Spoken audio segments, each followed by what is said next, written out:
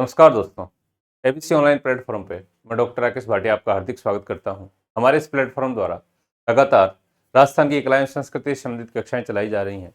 इसमें आज मेरे द्वारा आपको राजस्थान की लोक चित्रकला के बारे में बताया जाएगा, जिसमें हम सबसे पहले चर्चा करें तो लोक चित्रकला की बात करते हैं। तो लोक चित्रकला क्या है कि जो आमजन द्वारा जो अपने मनोरंजन के लिए या अपने देवताओं के सम्मान के लिए या लोक देवताओं के सम्मान के लिए जो चित्रण किया गया है, उसको लोक चित्रकला में शामिल किया जाता है। सबसे पहले इसके बढ़ते हैं तो हम सबसे पहले इसके अंदर लोक चित्रकला के अंदर सबसे पहले अपने आता है फड़। फड़ की बात करें तो फड़ एक ऐसी चीज है जिसको जो कपड़े पे चित्र अंकित किए जाते हैं। वो चित्र किसी देवता के या फिर किसी लोक देवता के होते हैं और उन चित्रों के माध्यम से उनकी कोई घटना या कथा या उनसे जीवन से जुड़ी हुई कोई रोचक घटना, उसके बारे में वर्णन किया जाता है। ठीक है। तो जैसे अपन बात करते हैं, सबसे पहले मैं आपको दिखाऊं कि फड़ होती कैसी है, उसके बाद अपन इस पर चर्चा करेंगे। जैसे ये फड़, ये कपड़े पे बहुत सारे चित्र बने हुए हैं। ठीक है। है फड़।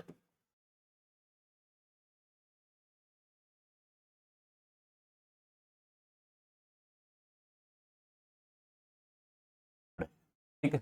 तो इसमें क्या होता है, एक कपड़े पे चित्र बनाए जाते हैं।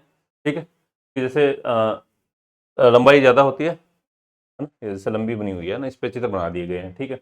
और इस पे जैसे किसी देवता का वर्णन करना है या फिर किसी लोक देवता का वर्णन करना है, तो उससे जुड़ी हुई घटनाओं का चित्र बना दिया जाता है।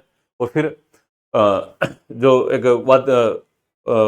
वाचक होता है, वाचक जैसे भोपाल मान लो या चारण मान लो या भाट मान लो, वो क्या करते हैं, उसको बताते हैं, बोल के या गायन करके बताते हैं। ठीक है। और उसका सहयोग करती है उसकी जो सहयोगिनी या तो उसकी पत्नी होती है या फिर कोई और दूसरा होता है सहयोगिनी, तो वो क्या डांस करते हुए क्या और गाती है और साथ में साथ जैसे कुछ गाएगी और उसके साथ जो गा रही है उसको एक लकड़ी की सहायता से साथ के साथ उस पर चलाती रहेगी कि मतलब ये मैं गा रही हूँ, ये समझाती रहेगी ऐसे। ठीक है। ये होता है फड़। तो फड़ का जैसे पहले क्या कहते थे फड़ को, पुराने पुराने समय में पटचित्र भी कहते थे।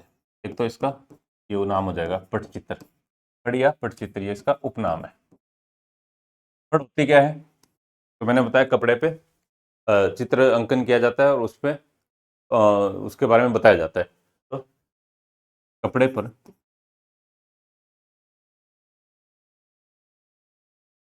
चित्र का अंकन। ठीक है। पहली बात, चित्र का अंकन हो जाता है। अच्छा, तो इस चित्र में क्या होता है, या तो कोई घटना, कथा, कहानी, इस चित्र में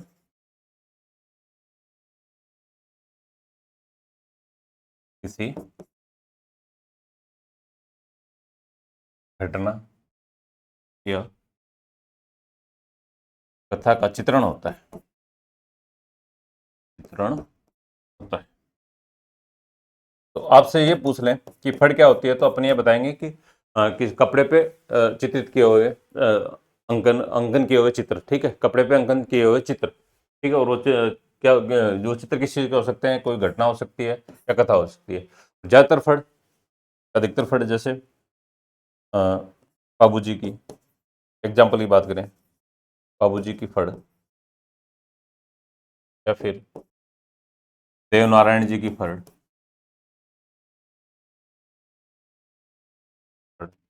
रामदेव जी की फड़। तो ज्यादातर तो लोक देवताओं से जुड़ी हुई, वैसे फिर पौराणिक देवताओं से जुड़ी हुई होती हैं, जैसे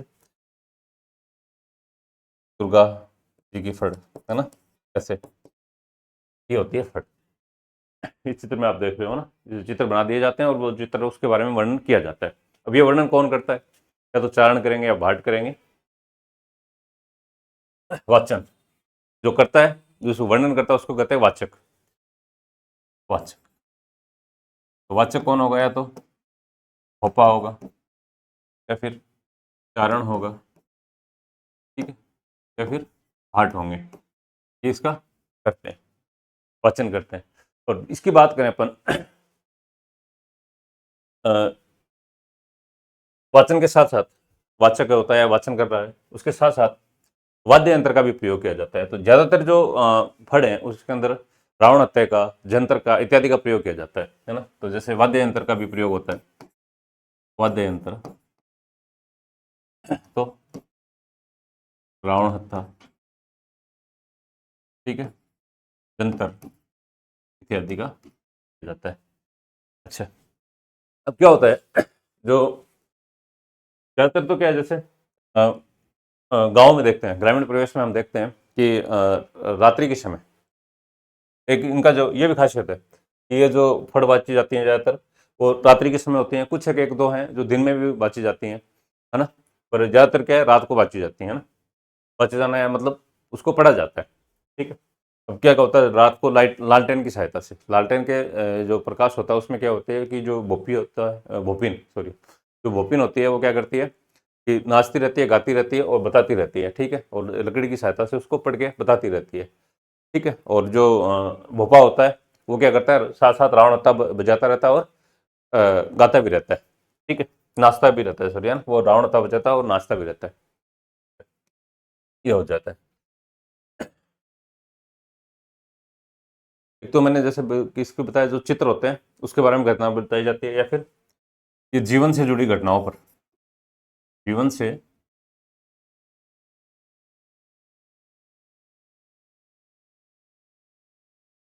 जीवन से जुड़ी घटनाओं का चित्रण व उनका वर्णन, ठीक है। अब राजस्थान की बात करें अपन कि भाई राजस्थान में किस किस की, तो ये तो मैंने आपको बताई है, जैसे रामदेव जी की हो गई, देवनारायण जी की होगी, बाबू जी की होगी, इनकी सबकी फड़े हैं, ठीक है। पर ये शुरुआत किसने की, ठीक है। तो राजस्थान में आपसे क्वेश्चन आ जाता है, एग्जाम्स में पूछ लेते हैं कि भाई राजस्थान में फड़ का प्रारंभ कहाँ हुआ। तो बात करें केंद्र की, केंद्र कहाँ है या प्रारंभ कहाँ होता है, केंद्र या प्रारंभ, तो राजस्थान में दो जगह, एक तो शाहपुरा और भीलवाड़ा। ये शाहपुरा है, ये भी भीलवाड़ा के अंदर ही है, पर ये जगह अलग है थोड़ी सी ना। तो यहाँ पे शुरुआत होती है या इसका मुख्य केंद्र मान सकते हैं राजस्थान के अंदर, ठीक है। ये याद रखना आप, इंपॉर्टेंट है कि राजस्थान में इसकी शुरुआत कहाँ हुई। तो अपन कहाँ बताएंगे, शाहपुरा भीलवाड़ा में, ठीक है।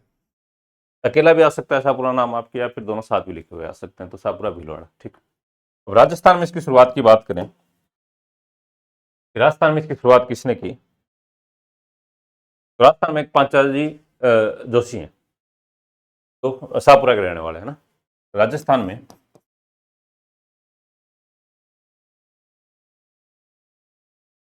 पांचाजी जोशी जो कहाँ के निवासी थे, शाहपुरा भीलवाड़ा के, शाहपुरा भीलवाड़ा।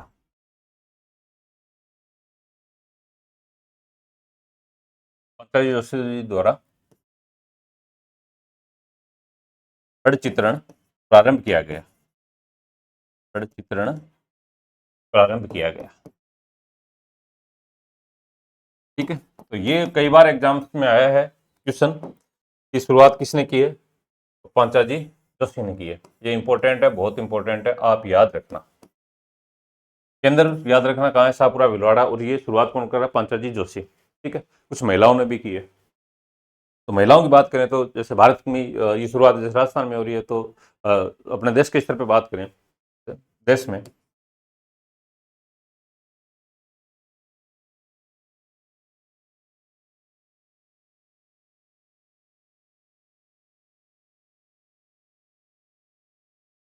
प्रथम महिला चितेरी, ठीक है, मतलब दोनों ही काम कर रहे हैं, पुरुष भी चित्रण करते हैं और महिलाएं भी करते हैं, ठीक है। ये भी क्वेश्चन कई बार पूछा है ना, RSSMB ने भी पूछा है और RPSC ने भी पूछा है। तो इसकी बात करें अपन देश की प्रथम महिला चितेरी की, तो ये है पार्वती जोशी जी, पार्वती जोशी, ठीक है। ये भी आप याद रखना। अगर एग्जाम में इन दोनों का नाम नहीं देके, जैसे प्रथम शुरुआत किसने की है, जैसे पार्वती जोशी ने, या फिर पहली महिला कौन सी है, पार्वती जोशी है, अगर ये नहीं दे तो, या फिर कोई घराना पूछ ले आपसे, तो अपन ये बता सकते हैं कि जोशी घराना, जोशी घराना, ठीक है। जोशी घराना किसके लिए फेमस है, फड़ चित्रण के लिए, फड़ चित्रण के लिए क्या है, प्रसिद्ध। ठीक है, तो अभी तक कितनी बातें होगी कि पंचेश जोशी को याद रखना, पार्वती जोशी को याद रखना, या फिर घराना आ जाए तो याद है। केंद्र बता देंगे अपन, सातपुड़ा भीलवाड़ा। होता क्या है, फड़ कपड़े पे चित्रण किया जाता है। ठीक है, और उस चित्रण करके उसके बारे में वर्णन किया जाता है। और वो वर्णन कौन करता है, या तो भोपा करेंगे या भाट करेंगे या चारण करेंगे। ठीक है, और उसका सहयोग उसकी जो भी सहयोगिनी या पत्नी जो भी होती है वो कर देती हैं। ज़्यादातर रावण होता है या जंतर के माध्यम से किया जाता है। ये इसकी मुख्य मुख्य बातें थी। अब राजस्थान में ज़्यादातर तो क्या लोक देवताओं से जुड़ी हुई फड़ें बनी हुई हैं, है ना। तो बात करते हैं अपन एक एक की करके, दो तीन फड़ों के बारे में पढ़ लेंगे, जिससे आपका थोड़ा सा विस्तार हो जाए, नॉलेज विस्तार हो जाए फड़ के प्रति। तो सबसे पहले अपन बात करें पाबू जी की फड़ की। पाबू जी की बात करते हैं तो पाबू जी क्या है, ये रही पाबू जी की।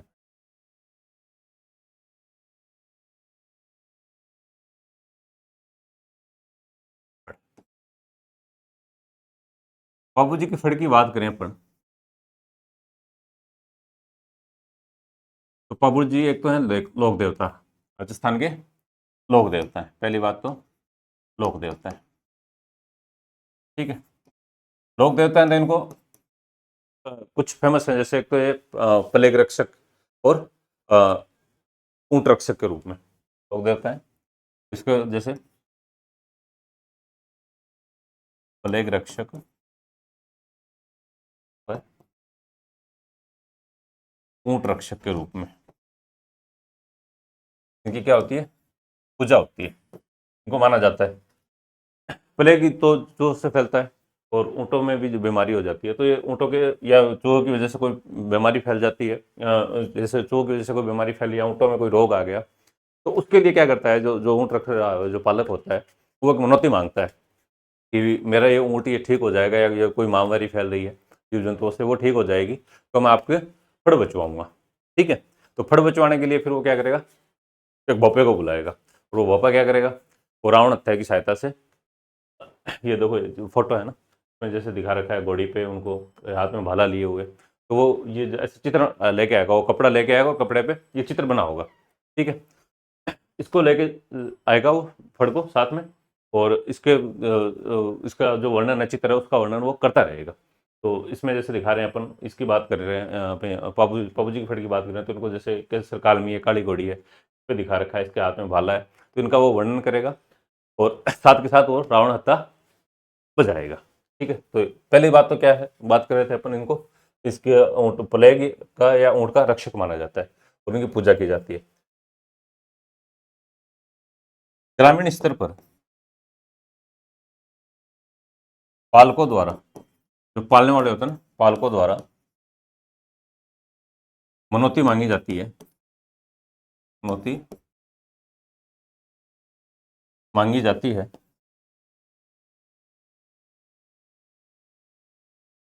जिसके पूर्ण होने पर, पूर्ण होने पर फड़ वाचन करवाया जाता है, फड़ वाचन करवाया जाता है।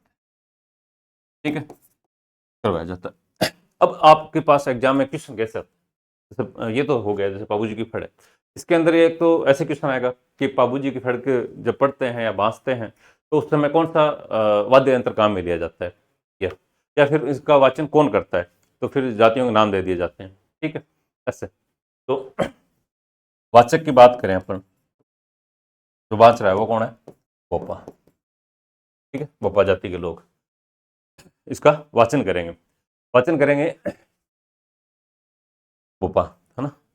और बोपा भी जैसे नायक या आयड जाति के होंगे, नायक या आयड जाति की, पर्टिकुलर जाति का नाम भी दे दें तो भी आप याद रख लेना, नायक या आयड जाति के। ठीक है, ये भी आप याद रखना, होंगे तो कौन, बोपा।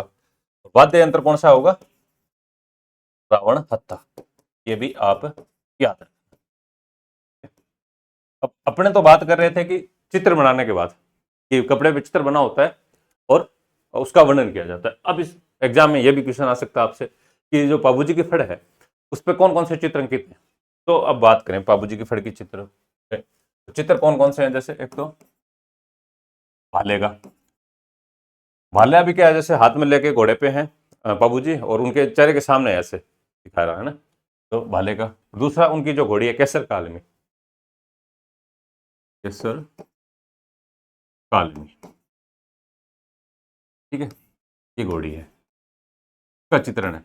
अच्छा, कई बार इसका कलर भी पूछ लेते हैं कि वो किस कलर की है ना। ये एक दूसरे को फड़ से अलग करती हैं, जो कलर होता है वो एक दूसरे को अलग करता है दूसरी फड़ से। तो इस घोड़ी की बात करें तो ये केसर कालमी काले रंग की है, ये भी आप याद रखना, काला रंग भी इसका याद रख लेना। ये तो हो गया अपना बाबू जी की फड़। अब अपने अगले आती है देवनारायण जी की फड़। देवनारायण जी के गुर्जर जाति के लोक देवता हैं, ठीक है। अगले कौन है अपने, ये देखो, ये है देवनारायण जी की।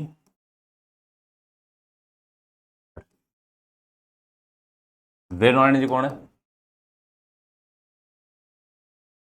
गुर्जर जाति के लोक देवता, ठीक है, लोक देवता। तो इसका फड़वाचन भी कौन करते हैं, जो गुर्जर जाति के भोपे होते हैं वो करते हैं वाचन। ये आप जरूर याद रखना, वाचन कौन कर रहा है और वाद्य यंत्र कौन सा प्रयोग हो रहा है। तो वाचन की बात कर रहे हैं तो गुर्जर जाति के भोपे, ठीक है, भोपे, क्या, ठीक। यंत्र, वाद्य यंत्र सब है ना। वाद्य यंत्र की बात करेंगे तो जंतर, बाबू जी के अंदर तो रावण तथा और इनके यहाँ पे जंतर। और ये क्या होता है ज्यादातर रात्रि के समय, ये भी आप याद रख लेना। ज्यादातर क्या होती है फड़े रात्रि के समय बच जाती हैं। इसी तरह में आप देखोगे तो जैसे ये उनका सांप है, तो सांप का प्रतीक दिखाया जाता है उनमें, तो ये लीलागर, सॉरी काला सांप है ना। और फिर उनको ये घोड़े पे सवार भी दिखा रहे हैं ना, ये देखो ये घोड़े पे सवार है।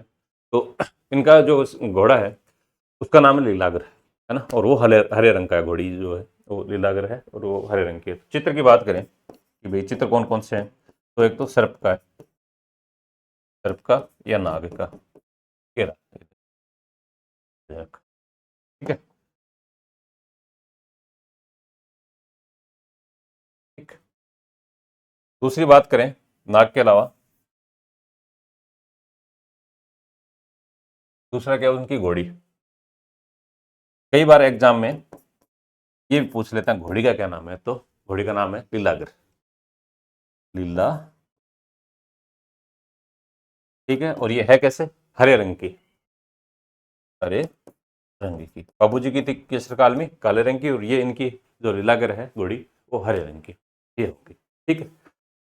इसकी और भी कई खासियतें, जैसे इस पे 1992 में भारत सरकार ने एक डाक टिकट भी जारी कर दिया है, ठीक है। इसमें अच्छा, इसकी बात कर रहे हैं देवनारायण जी की फड़ की, तो एक तो 1992 में इस पर भारत सरकार ने डाक टिकट जारी किया, डाक टिकट। अब ये जो फड़ है देवनारायण जी की, इसकी सबसे ज्यादा खासियतें क्या है, जैसे एक तो ये सबसे लंबी है, सबसे बड़ी है और सबसे पुरानी फड़ है राजस्थान की, ठीक है। और इसमें सर्वाधिक चित्रों का अंकन है, ठीक है। तो इस फड़ की खासियत तो आप याद रखना, है ना। तो यह फड़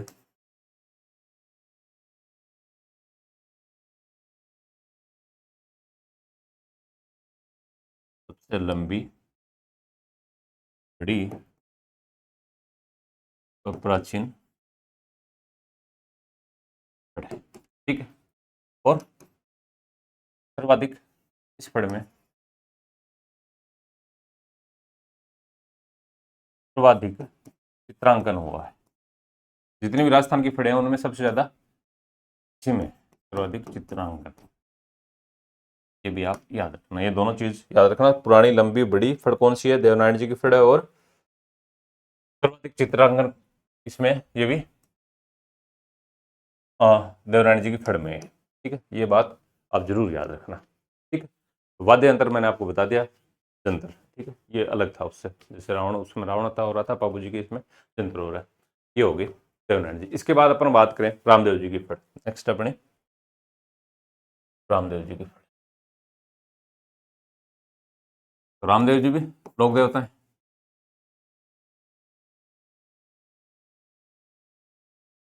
रामदेव जी की फड़ की बात करें तो ये ब्राह्मण जाति के लोगों द्वारा,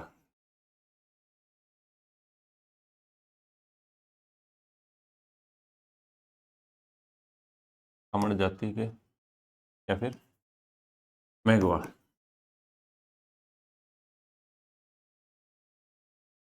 मेघवाड़ जाति के लोगों के द्वारा वाचन किया जाता है। लोगों के द्वारा वाचन,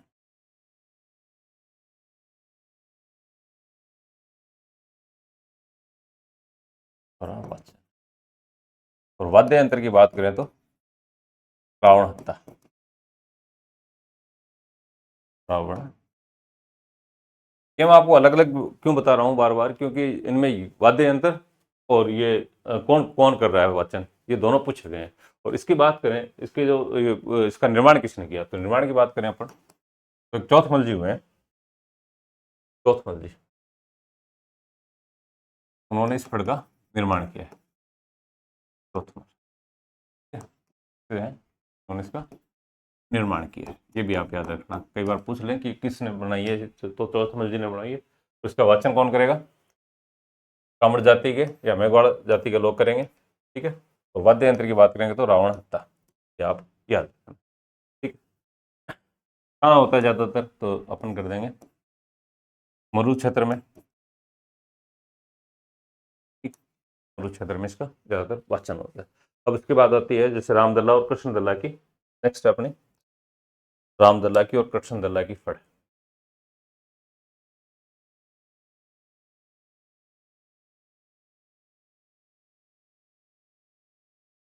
रामदल्ला तो है कृष्णदल्ला की।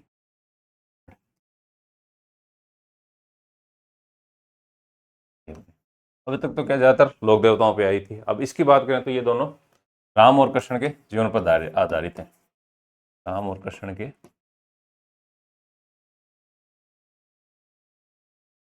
जीवन पर आधारित घटनाओं का चित्रण, आधारित घटनाओं का। ठीक है, पहली बात, इनसे जो भी चमत्कार किए हैं, जो भी चीजें हैं उनके बारे में।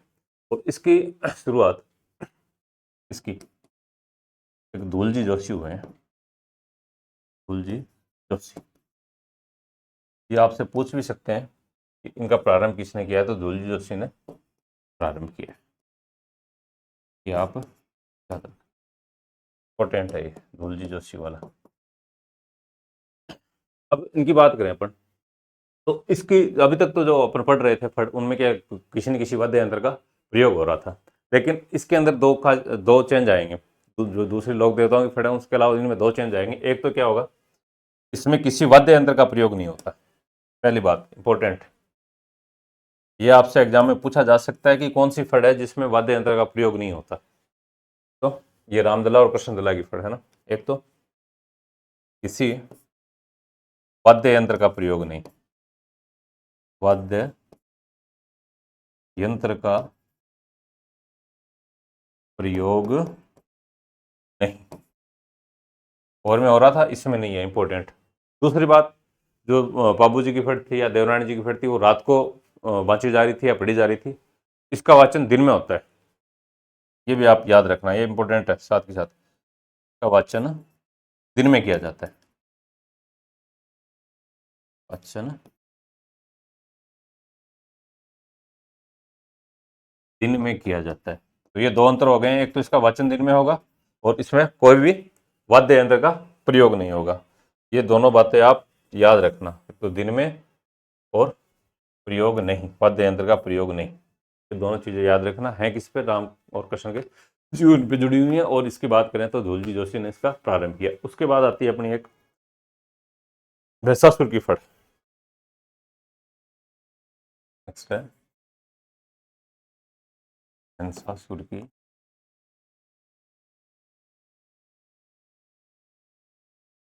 अगर 5 7 10 फड़ों के बारे में आप पढ़ लोगे ना, तो उसके बाद ज़्यादातर क्वेश्चन इन्हीं से पूछे जाते हैं ना, तो उसमें आसानी रहेगी आपको। तो उसमें जैसे उनके जो कलाकार हैं या फिर उनकी जो खासियत है, वो आप ज़रूर याद रखना। तो इसकी बात करें अपन भैंसासुर की फड़ की, तो इसको जैसे अलग अलग जाति के गा रहे थे, तो इसको जैसे तो बावरी जाति के लोग, बावरी जाति के लोग का वाचन करेंगे। तो एक क्वेश्चन तो ये हो गया कि इसका कौन करता है वाचन, तो बावरी जाति के लोग करते हैं।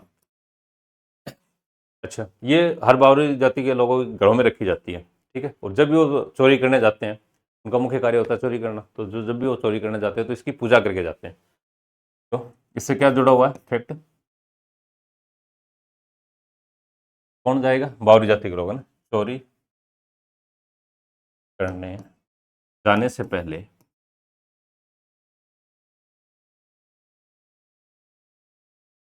करने जाने से पहले पहले की क्या इस फड़ की पूजा की जाती है, पूजा की जाती है और कामना की जाती है कि भाई कि हम चोरी करने जा रहे हैं, उस कार्य में हम सफल हों। अच्छा, और ये सिर्फ घरों में रखी जाती है, इसका कोई वाचन नहीं होता। तो ये भी इस फड़ के लिए सबसे इंपॉर्टेंट बात है कि इस फड़ का वाचन नहीं किया जाता। इस फड़ का वाचन नहीं किया जाता।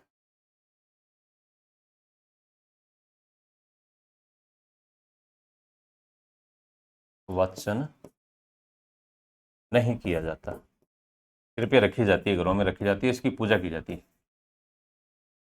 तो अभी तक जब फड़ों के बारे में हमने 5 6 फड़ मैंने आपको बता दी, जिनमें से क्या क्या अंतर याद रखना है आपको। जैसे ये भैंसासुर की फड़ है, इसका वाचन नहीं होगा, ये आप याद रखना, बहुत इंपॉर्टेंट है। आ सकता है एग्जाम में कि कौन सी फड़ है जिसका वाचन नहीं किया जाता, भैंसासुर की।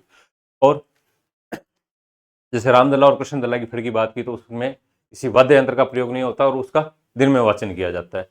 और जैसे रामदेव जी की थी या फिर देवनारायण जी की थी या फिर बाबू जी की थी, उनका रात्रि में वाचन हो रहा था और उनमें पर्टिकुलर सब में अलग अलग वाद्य यंत्र का प्रयोग किया जा रहा था, ठीक है। तो ये हो गए अपने फड़। इसके बाद अपना अगला आता है सांझी। वे लोग चित्रकला अपनी सांझी, ठीक है। सांझी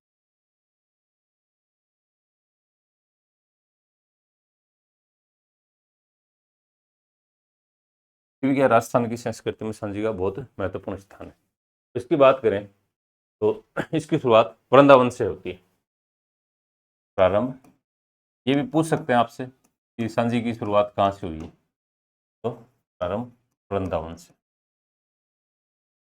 ठीक है। वृंदावन से, वृंदावन से किससे जुड़ा हुआ है, कृष्ण जी से जुड़ा हुआ है। तो एक बार इसके पीछे कहानी है, प्रचलित है कि कहते हैं कि राधा एक बार नाराज हो गई थी कृष्ण जी से, तो उसको मनाने के लिए उन्होंने इसके चित्रकारी की इस टाइप की, और वो मान गई, ठीक है। तो इसका प्रारंभ वृंदावन से या कृष्ण जी के द्वारा माना जाता है, या फिर कृष्ण जी के द्वारा। ये दोनों चीज आप याद रखना, प्रारंभ तो वृंदावन से या फिर कृष्ण जी के द्वारा माना जाता है, ठीक है। और ये किससे जुड़ी हुई हो गई, तो अपन ये बता ही देंगे, राधा कृष्ण जी से जुड़ी हुई आगे। अच्छा, इसकी खास बातें हैं कुछ जो आपको परीक्षा की दृष्टि से बहुत इंपॉर्टेंट है। जैसे एक तो ये जो सांझी है, ये दीवार पे चित्रण हो रहा है ना, ये जैसे कृष्ण जी और राधा डांस कर रहे हैं, पीछे पेड़ प्रकृति के इनके सब चित्रण किए हुए हैं, है ना, पशु पक्षी सब बना रखे हैं, सारी ये है ना दीवार पे। अच्छा, इसकी खासियत क्या है कि एक तो है पितृपक्ष में, पितृपक्ष या फिर उसको श्राद्ध पक्ष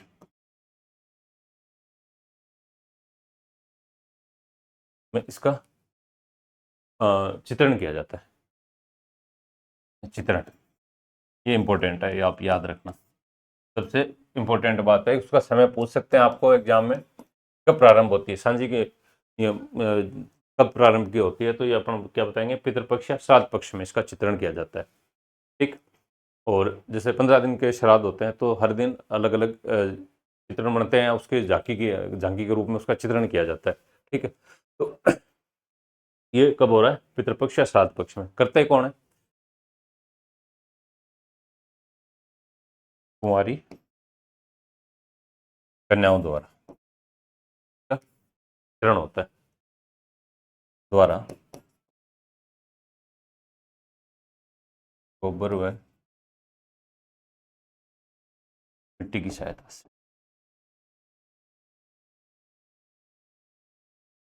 जैसे पहले तो क्या लेप लगाया जाएगा, लेपन किया जाएगा ना, लेपन, और उसके पश्चात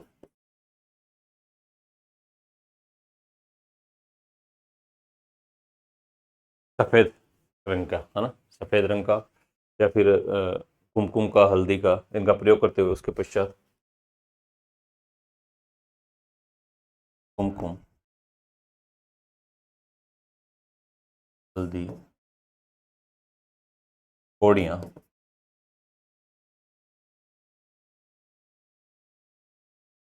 इत्यादि की सहायता से इसका चित्रण किया जाएगा। तो लेपन कर देंगे और फिर उसके बाद लेप बना के उसके अंदर ये डिजाइन बना के और उसमें जैसे पौड़ियों को लगा दिया है या फिर रंगने के लिए कुमकुम का या हल्दी का प्रयोग कर लेते हैं। ठीक है, ये हो जाती है सांझी। ये तो शुरुआत की बात है। अब नाथ द्वारा, नाथ द्वारा के अंदर श्रीनाथ जी का मंदिर है, वहाँ की झांकी फेमस है। और वहाँ पे जैसे ये तो मिट्टी से इनसे सबसे बनाया जाता है, वहाँ पे केले की झांकी बनाई जाती है, केले के पत्तों पे झांकी का चित्रण होता है। तो ये भी आप याद रखना, ये एग्जाम में आ जाता है कई बार कि केले की झांकी या सांझी कहाँ बनाई जाती है, सॉरी केले की सांझी कहाँ बनाई जाती है। तो ये अपन काम बताएंगे नाथ द्वारा, नाथ द्वारा, नाथ द्वारा में श्रीनाथ जी का मंदिर, मंदिर में क्या किया जाता है, केले की सांझी, केले की सांझी बनाई जाती है या फिर प्रसिद्ध है। ये भी आप याद रखना कि केले की झांकी सांझी कहाँ की है, तो अपन क्या बता देंगे, श्रीनाथ जी नाथ द्वारा की। ठीक है, और क्या इसके बारे में बात करें अपन, जैसे जो क्या कह रहे थे कि श्राद्ध पक्ष में मनाई जाती है, तो लास्ट दिन क्या होता है, जो लास्ट दिन श्राद्ध होता है उस दिन जो झांकी बनती है उसको कौन साजी कहते हैं, हाँ, ये भी आप याद रखना। अंतिम दिन कौन सा, कब का, श्राद्ध का, श्राद्ध का अंतिम दिन ना, श्राद्ध के अंतिम दिन जो सांझी बनाई जाती है उसको कौन सांझी कहते हैं, अंतिम दिन बनी सांझी को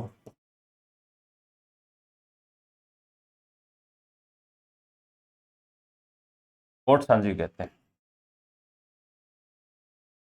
कोट सांझी कहते हैं।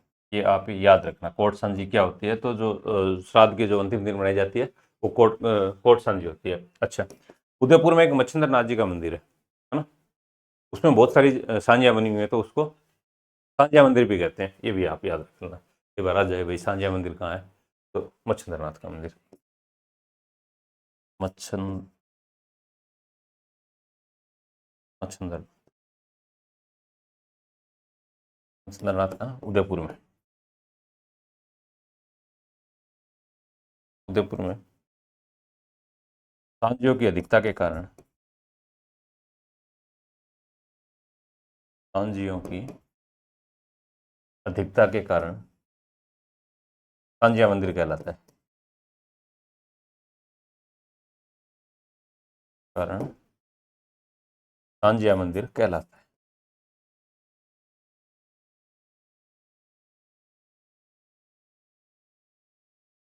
कहलाता है। तो ये याद रखना आप। प्रारंभ कहाँ से हो रहा है, वृंदावन से। ठीक है, कौन कर रहा है, कृष्ण जी कर रहे हैं। ठीक है, और केले की सांझी कहाँ की है, नाथ द्वारा फेमस है, और अंतिम दिन जो बनाई जाती है उसको कोट सांझी कहते हैं, और सांझिया मंदिर कहाँ है, तो मच्छिंद्र नाथ का मंदिर। अच्छा, लास्ट में क्या होता है, जैसे इसकी बात करें, जैसे कोई बड़ी सांझी बन गई, तो बड़ी सांझी बन जाती है उसको संध्या कोट कहते हैं, इसका आकार बड़ा हो तो संध्या कोट कहते हैं, ये भी याद रख लेना साथ ही साथ आप, संध्या कोट।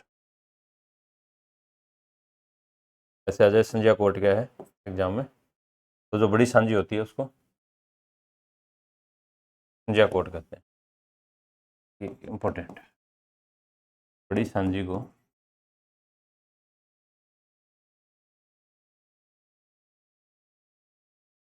संजय कोट कहा जाता है।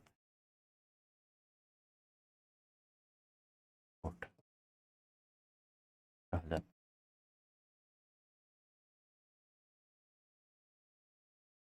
ठीक है, तो ये होगी अपनी सांझी। सांझी के बाद अपन बात करते हैं नेक्स्ट लोक कला है अपनी मांडना। ये देखो मांडना, मांडना का राजस्थानी लोक संस्कृति में बहुत महत्वपूर्ण स्थान है।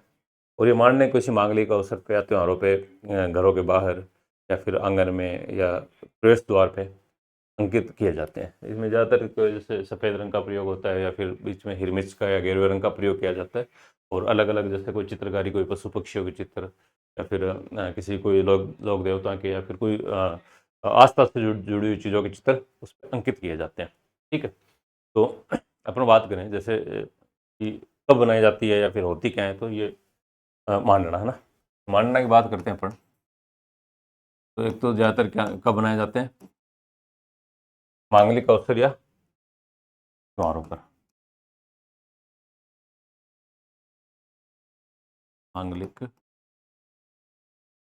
अवसर पर, त्योहारों पर। ठीक है, पहली बात कहाँ कहाँ होते हैं, द्वार पे, घर में। और ज़्यादातर तो क्या है, ये आस्था से जुड़ी हुई चीज़ें, धार्मिक आस्था से जुड़ी हुई चीज़ें हैं। तो जैसे सबसे छोटे मांडने की बात करें तो स्वास्तिक। स्वास्तिक सबसे छोटा मांडना है, सबसे छोटा मांडना है। और ज़्यादातर घरों में ये क्या ग्रामीण स्तर पे ज़्यादा बनाया जाता है। तो ज़्यादातर घरों में क्या होता है, पद चिन्हों के, जो पद चिन्हों को क्या करते हैं, जो लक्ष्मी जी के पद चिन्ह हैं उनके ज़्यादा अंकन किया जाता है, क्योंकि पद चिन्हों को सुख समृद्धि का प्रतीक माना जाता है ना। तो सर्वाधिक जैसे मांडनों में है ना, मांडनों में सर्वाधिक पद चिन्हों का अंकन, पद का अंकन। ठीक है, तो जैसे प्रवेश जो मुख्य द्वार होता है उसके हो गया या फिर घर के आंगन में कहीं भी। इसके अलावा जैसे अब ये अलग अलग चित्र भी बनाए जाते हैं उनमें, जैसे अलग चित्र, जैसे किसी दीपक का चित्र बना दिया। जैसे फोटो देखोगे तो आप इसमें दिख जाएंगे आपको, है ना। जैसे नाव का चित्र हो गया, दीपक का हो गया, डमरू का हो गया, कोई खेलते हुए बच्चों का हो जाता है, कोई एक जैसे कोई आपदा नहीं आए, है ना। तो या जैसे बात करें कोई घर में किसी की चोरी नहीं हो तो उसके उल्टे चोर का चित्र बना देना। ऐसे अलग अलग चित्र बनाए जाते हैं, उनके पीछे कोई ना कोई कहानी जुड़ी होती है। ठीक है, तो जैसे मुख्यतः ये तो मैंने बता ही दिया, जैसे छोटा सबसे स्वास्तिक सबसे छोटा हो गया ज़्यादातर ये। इसके अलावा जैसे डमरू का, दीपक का, अ, पंखे का। पंखे जैसे उसको राजस्थानी भाषा में बीजणी भी कहते हैं ना, पंखे या फिर बीजणी, जो कि गर्मियों में हवा हवा देने के लिए काम में आती है, बीजणी है ना, बीजणी। या फिर गाय के खुर, ये ऐसे कुछ जो भी मतलब लोग आस्था से जुड़े हुए हैं, ये अपने दैनिक जीवन में जो भी हो रहे हैं उनके अच्छा। ये ज़्यादातर किस पे होते हैं, या तो दीवारों पे या फिर ये जो प्रवेश द्वार की बात कर रहे थे, तो जो दीवारों पे बनाए जाते हैं तो उसमें क्या होता है कि गोबर का और मिट्टी का लेप पहले तो तैयार किया जाता है, फिर उसको दीवार पे लगा देते हैं। उसके बाद उसके अंदर जैसे सफ़ेद रंग या और हिरमिच का प्रयोग करके ये आकृतियाँ बनाई जाती हैं। तो ज़्यादातर कहाँ पे होते हैं, भित्ति चित्र बनाने में, भित्ति चित्र मांडने के, मांडने को भित्ति चित्र मांडने। इसके अंदर क्या करेंगे, पहले तो गोबर और मिट्टी का, फिर तो उसको मिलाएंगे, फिर उसका लेप कर देंगे, लेपन कर दिया। लेपन करने के बाद क्या होगा, उस पर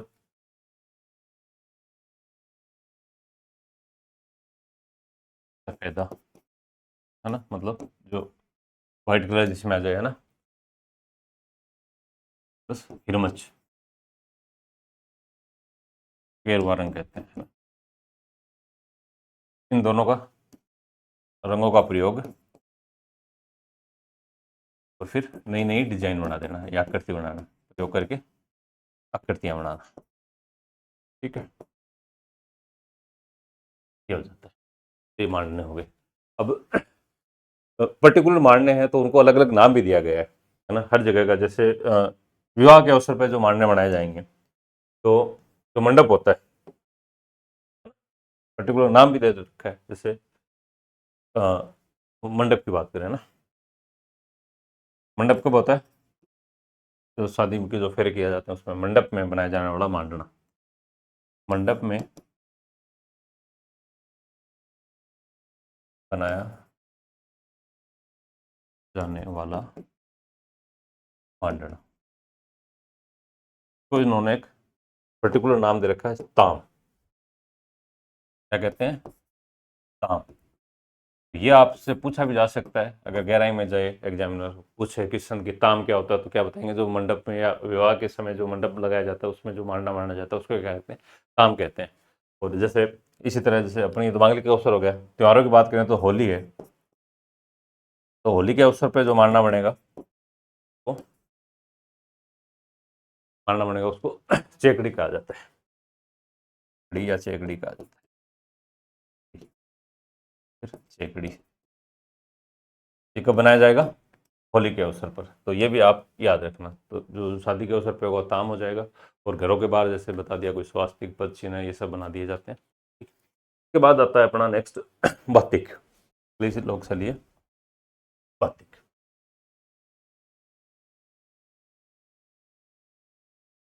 बातिक से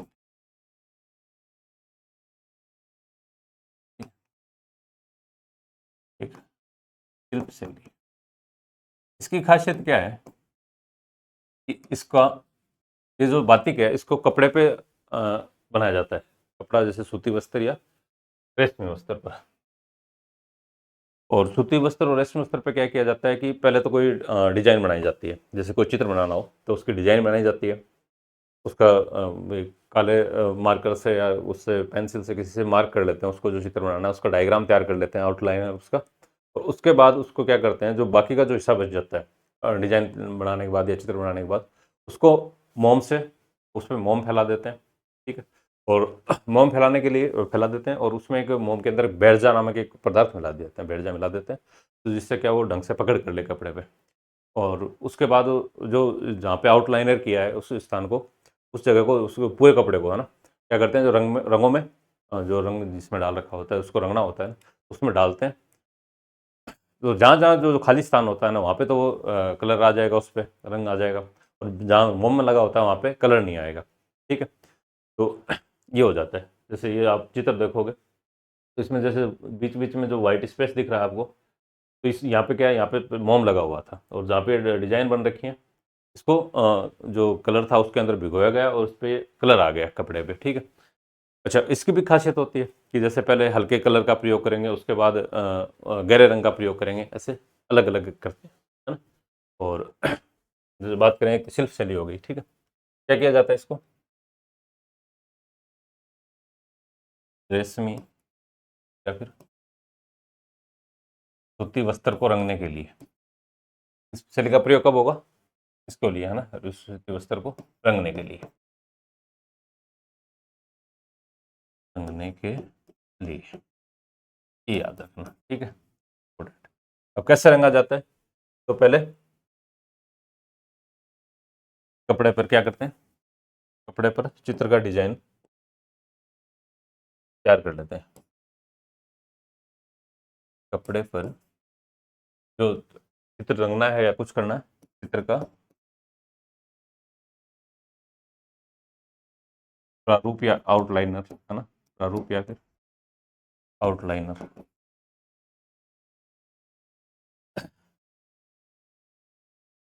तैयार कर लेते हैं,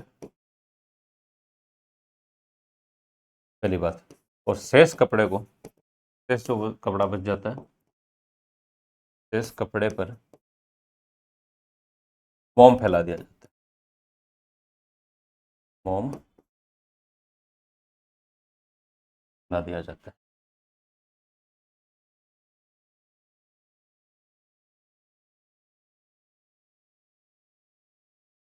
ठीक है, और ये मोम में क्या मिलाते हैं, बैठ जा, मिला दिया जाता है और मोम में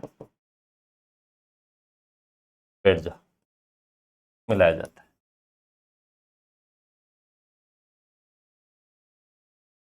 मिलाया जाता है।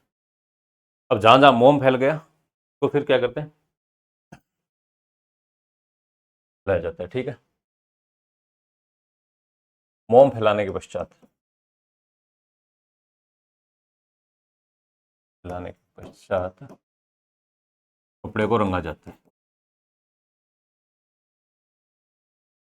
कपड़े को रंग हाँ, रंगा जाता है। रंगा जाता है या फिर रंग में डुबोया जाता है। डुबोया, जहाँ जहाँ रंग, जहाँ जहाँ मोम होता है वहाँ पे रंग नहीं लगेगा, है ना।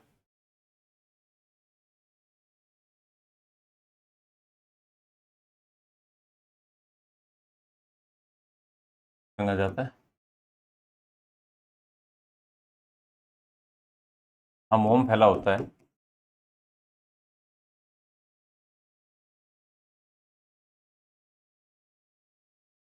होता है वहाँ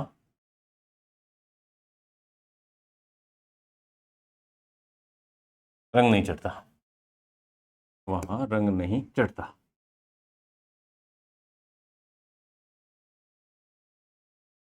ठीक है। ये आप समझ गए होंगे कि क्या होता है बाती। अच्छा। और इसकी, जैसे मैंने बताया पहले, हल्के रंगों का प्रयोग, हल्के रंग, और बाद में गहरे रंग, गहरे रंगों का प्रयोग, रंगों का प्रयोग। अब ये तो यहाँ तक तो आपने समझ ली कि ये होता क्या है बातिक। अब एग्जाम में क्वेश्चन आ सकता है कि बातिक के लिए कौन सी जगह फेमस है ये राजस्थान में। तो खंडेला एक जगह है, खंडेला। अब खंडेला वैसे तो सिक्कर में, और नए जिलों के हिसाब से बात करें तो नीम का थाना। कई बार स्थान का नाम देके भी पूछ लेते हैं, तो ये कोई सा भी आ सकता है आपसे, नीम का थाना आ जाए, सिक्कर आ जाए। तो खंडेला बातिक के लिए, बातिक शैली के लिए, बातिक शैली के लिए विश्व प्रसिद्ध है। के लिए, शैली के लिए प्रसिद्ध है। तो आपसे पूछ लें खंडेला किस लिए फेमस है, तो क्या बताएंगे, बातिक शैली के लिए। ठीक। और इसको प्रसिद्धि देने वाले वाले एक उमेश चंद्र शर्मा जी हैं, उन्होंने इसको राष्ट्रीय अंतर्राष्ट्रीय स्तर पर प्रसिद्धि दिलवाई है। तो ये भी मैं यही मेंशन कर देता हूँ।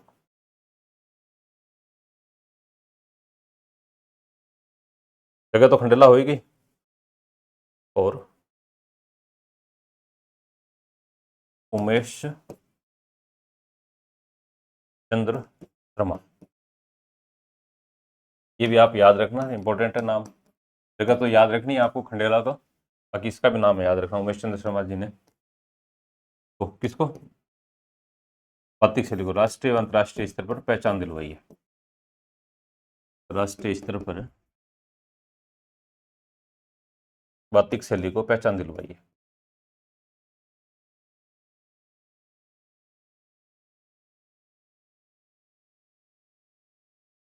बातिक शैली को पहचान दिलवाई है, दिलवाई।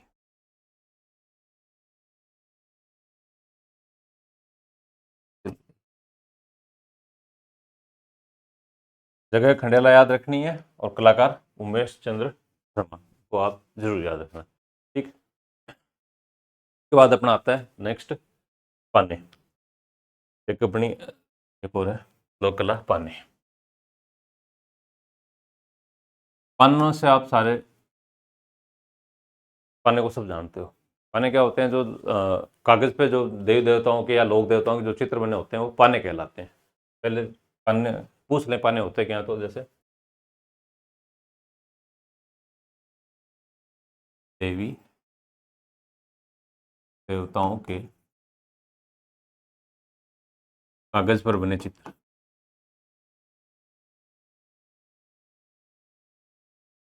बने चित्र।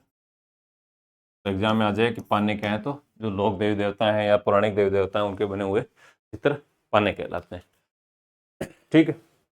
और पानों की बात करें तो ये जो चित्र हैं ये किसी जैसे मैं बता रहा हूँ आपको, लोक देवता या पौराणिक देवता से जुड़े हुए हैं, तो इनमें जो चित्र हैं वो सिर्फ एक जो कागज नहीं है, वो सुख समृद्धि के प्रतीक भी माने जाते हैं। ये जो पाने हैं इसको सुख समृद्धि का प्रतीक भी माना जाता है। अब ये पाने कब काम में आते हैं, तो जैसे ज़्यादातर तो त्योहारों पे काम में आते हैं ना, त्योहारों पर या फिर किसी की या फिर मांगलिक अवसर दोनों पे मान लेते हैं। मांगलिक अवसर को जैसे घरों में चिपकाया जाता है, दीवारों पे चिपकाए जाते हैं और इनकी पूजा की जाती है। और ज़्यादातर जैसे बात करें अपन कि किस किस के हों, जैसे एग्जाम्पल की बात करें तो जैसे दीपावली सबसे बड़ा त्यौहार भारत में दीपावली मान लेते हैं अपन। तो दीपावली की बात करें तो जैसे गणेश जी का, लक्ष्मी जी का, उनके फोटो या चित्र बने होते हैं ना, और उसमें जैसे लक्ष्मी जी के विभिन्न प्रकार के रूप दिखाए जाते हैं, जैसे किसी में कमल पे बैठे हुए या फिर किसी पे धनवर्षा करते हुए, ऐसे तो वो सारे पाने ही है ना। तो जैसे किस किस के हो सकते हैं, जैसे लक्ष्मी जी के, ठीक है, गणेश जी के, शंकर जी के, सभी लोक देवता है ना, सॉरी पौराणिक देवता हैं उनसे जुड़े हुए किया जाता है। इनकी बात ये हो गई पाने। और एक है श्रीनाथ जी का पाना, ये याद रखना इंपॉर्टेंट है, थोड़ा सा इंपॉर्टेंट है। श्रीनाथ जी का पाना, श्रीनाथ जी का पाना, ये क्या कलात्मक रूप से काफी प्रसिद्ध है ना, इसमें ज्यादा कलाकृति की गई है। तो पाना इसमें क्या है, पहला तो 24 श्रृंगार, 24 श्रृंगारों का अंकन है इसमें। ठीक है, ये आप याद रखना।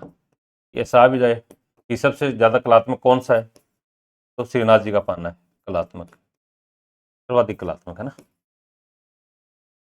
क्या खासियत है इसकी, तो इसमें 24 श्रृंगारों का प्रयोग हुआ है इस पाने में। ठीक है, पाने तो जैसे जो फोटो हैं देवी देवताओं की, वो सारे पाने कहलाते हैं। उसके बाद अपना आता है नेक्स्ट गोदना। ये देखो साहब गोदना, तो इसका आधुनिक नाम क्या है, टेटू। आजकल तो टेटू के नाम से ही है, हर जगह जगह टेटू टेटू बने हुए बनवाते हैं, कोई गले पे, कोई हाथ पे, है ना।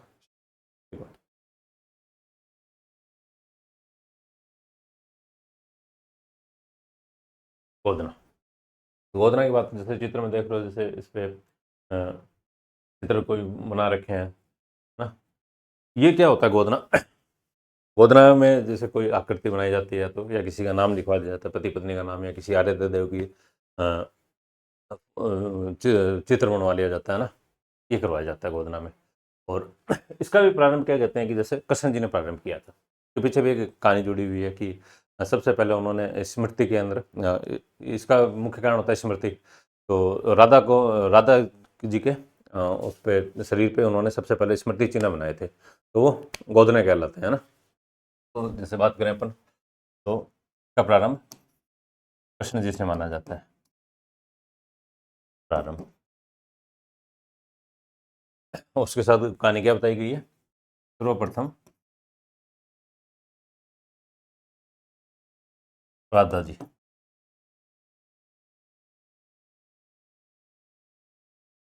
शरीर पर स्मृति चिन्ह का अंकन किया गया, स्मृति चिन्ह का अंकन किया गया, अंकन किया गया। ठीक है, तो प्रारंभ क्या कृष्ण जी ने।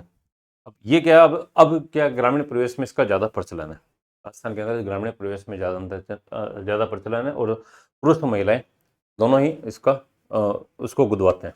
ठीक, तो ये भी दिखाना, ग्रामीण अंचल में अधिक प्रचलन, अधिक, ठीक। होता क्या है, किसी पर जो मेहंदी जो कलर है की सहायता से किसी का अंकन, किसी आराध्य देवता का या पति पत्नी का नाम, है ना, में होता क्या क्या है, जैसे आराध्य है, किस किसके ज़्यादा होते हैं, तो ऐसे आराध्य देव का चित्र या फिर पति पत्नी का नाम, पति का कोई जो भी प्रिय हो, है ना, प्रिय का नाम,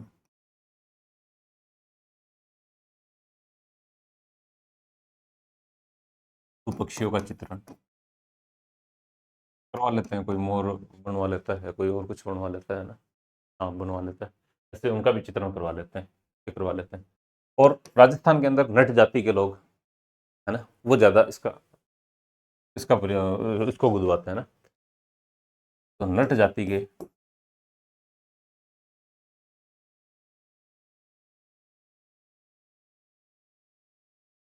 पुरुष और महिला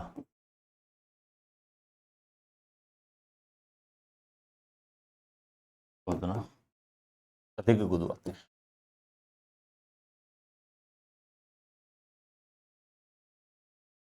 ठीक है, उसके बाद अपना आता है नेक्स्ट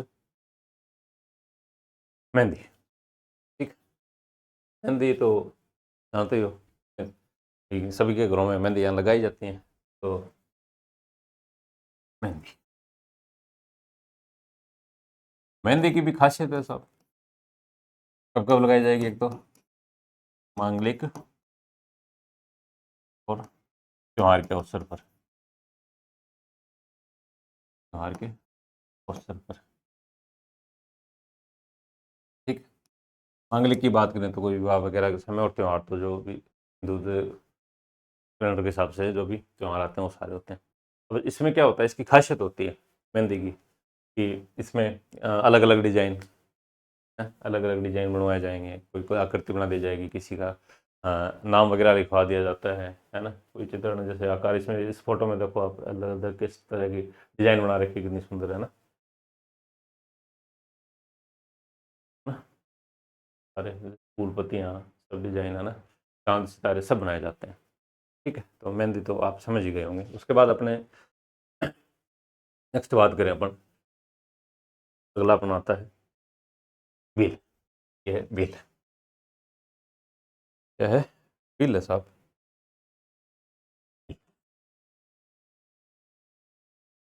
बिल होता क्या है, पहली बात, नया वर्ड है बिल।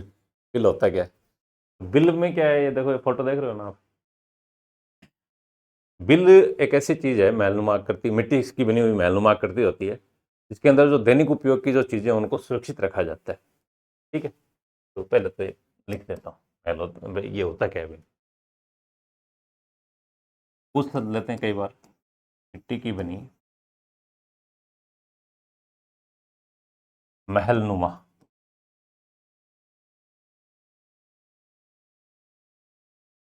आकृति या फिर कलाकृति, है ना, कृति या कलाकृति में दैनिक उपयोग की, दैनिक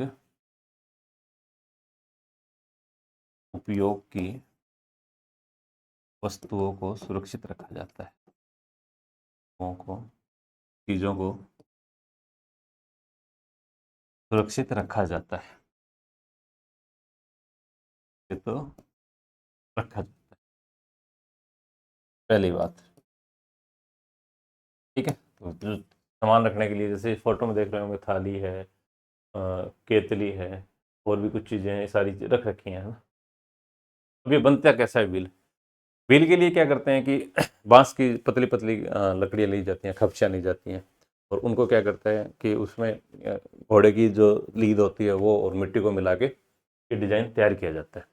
ठीक है, और ये ज़्यादातर क्या है, राजस्थान की बात करें तो ये मरुस्थलीय क्षेत्र में, और पर्टिकुलर जैसलमेर में, जैसलमेर में इसका ज़्यादा प्रचलन है। ठीक है, तो एक तो क्या है,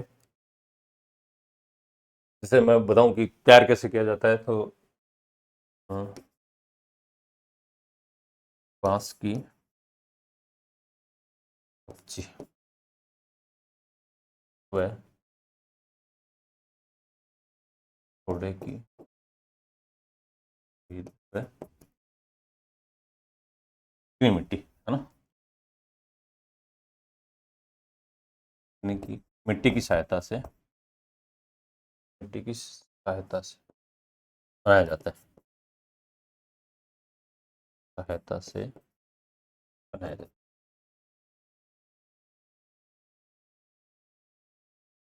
है। ये 2 3 4 5 फीट लंबा चौड़ा भी हो सकता है, ठीक है। अच्छा, इसमें क्या है, जैसे खिड़कियां वगैरह डिजाइन सारे रखे जाते हैं ना। और बात कर रहे थे कि अपन कहाँ का ज़्यादा फेमस है, तो जैसलमेर में भील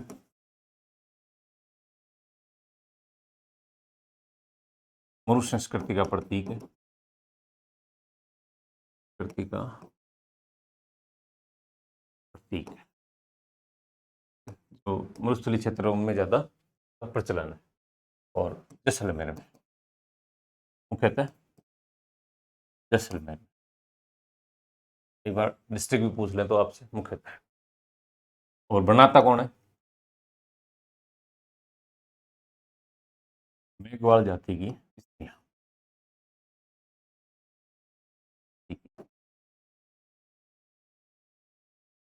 इसको बनाती हैं, कहाँ बनता है ज़्यादातर, जैसलमेर में। पर्टिकुलर आपसे जिला भी पूछ लें तो अपन क्या बता देंगे, जैसलमेर बता देंगे। और बनाता कौन रहा है। अच्छा, इसके बाद नेक्स्ट है अपना एक देवरे। ये हो गया अपना भील देवरे। देवरे देवरे तो आप सभी जानते होंगे भाई। देवरे देवरे क्या होते हैं, देवरा होता है अपने घर मोहल्ले में, गली में, कहीं न कहीं मोड़ पे मिल ही जाता है देवरा। जैसे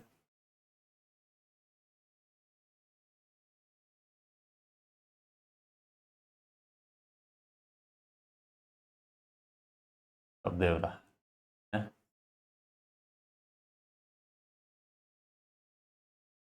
ये कोई ये होता है देवरा, और इसके चारों तरफ ये बना होता है।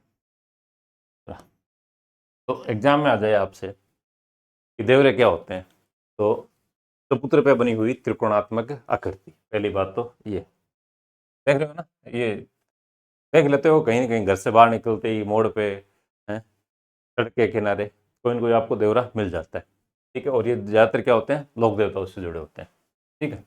तो इसकी बात करें, अपन डेफिनेशन दें तो इसकी क्या है,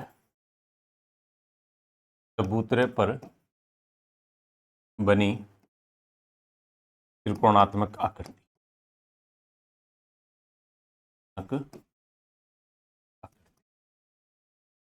ठीक है, पहली बात।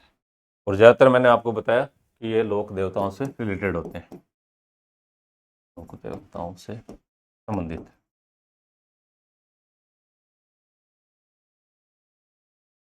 त्रिकोण आकार की आकृति बनाती है, तो इसमें कोई पत्थर वगैरह लगा के उसको देवता का रूप दे दिया जाता है। तो जैसे ज़्यादातर मंदिर देवरे किसके देखने को मिलेंगे आपको, जैसे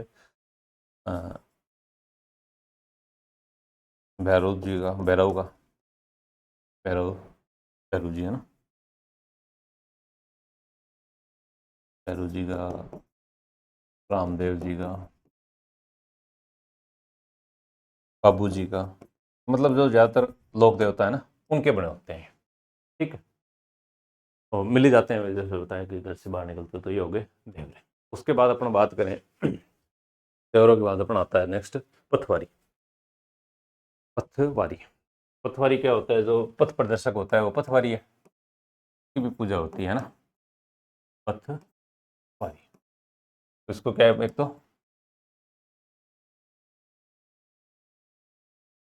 यात्रा का, ये जो एक देवी के रूप में मानते हैं सब लोग, देवी है ना, तो यात्रा की रक्षा।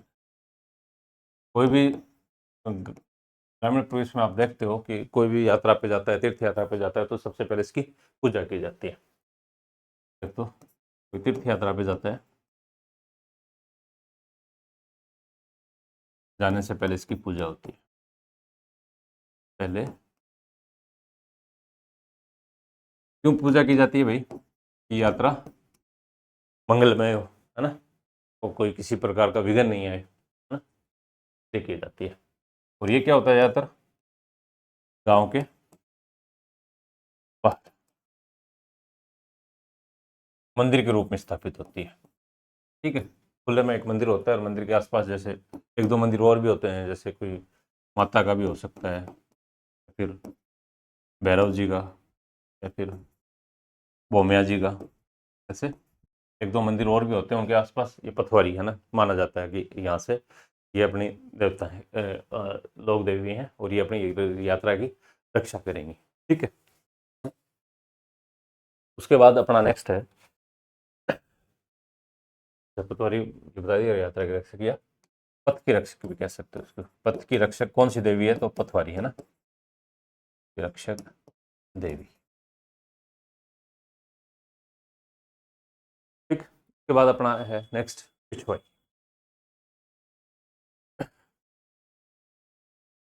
ये दो पिछवाई,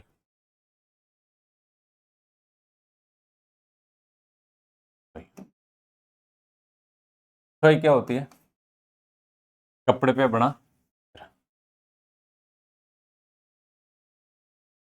कपड़े पर बना। इसकी शुरुआत कैसे हुई, राजस्थान में इसकी शुरुआत नाथ द्वारा शैली से, नाथ द्वारा चित्रशैली से का प्रारंभ, प्रारंभ। ये आप याद रखना कि कहाँ से आया है, पिछवाई आई कहाँ से है, तो नाथ द्वारा चित्रशैली से आई है, ये भी याद रखना। ठीक है, अब इसका जो ये फोटो देख रहे हो जिसमें कपड़े पे चित्र बना रखा है, जैसे कृष्ण जी के साथ गोपिकाएं वगैरह दिखा रही हैं, पीछे केले के चित्र हैं और पीछे भी डिजाइन वगैरह तैयार कर रखे हैं। ये क्या है, ये जो पिछवाई है, ये जो भी मंदिर होता है उसमें पीछे की दीवार को ढकने के लिए बनाया जाता है। ठीक है, मुख्य स्थान पे सामने तो देवी देवता जो स्थापित हो जाएंगे, उसके पीछे का बैकग्राउंड होता है। ठीक है, तो मुख्यतः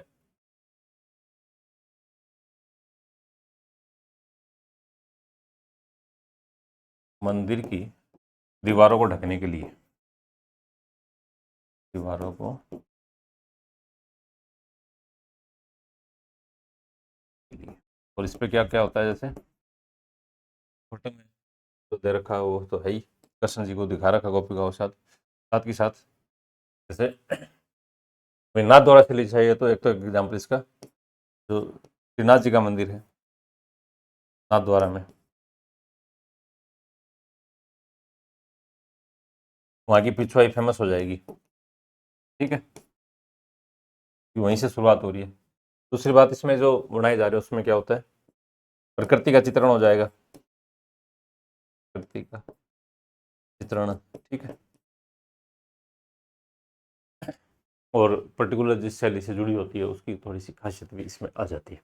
ठीक है, और इसकी बात करें अपन कि इसकी शुरुआत कब हुई, राजस्थान में कब हुई, तो 1850 ईस्वी में इसकी राजस्थान के अंदर इसकी शुरुआत होती है। ठीक है, हाँ, 1850 ईस्वी में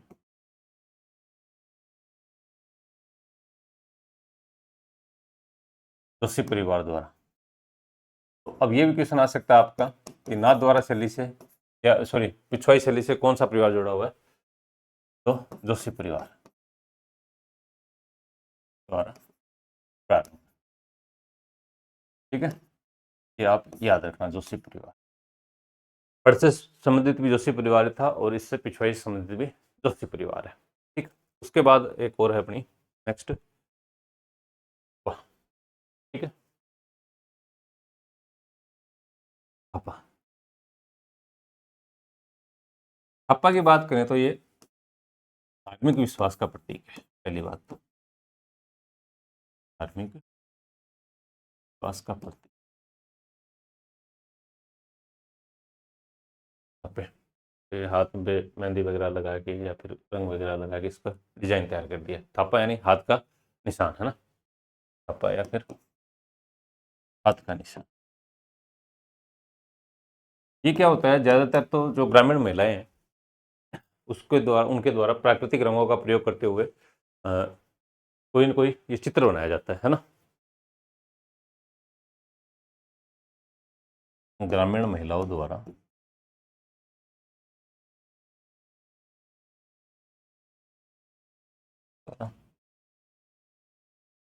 प्राकृतिक रंगों के माध्यम से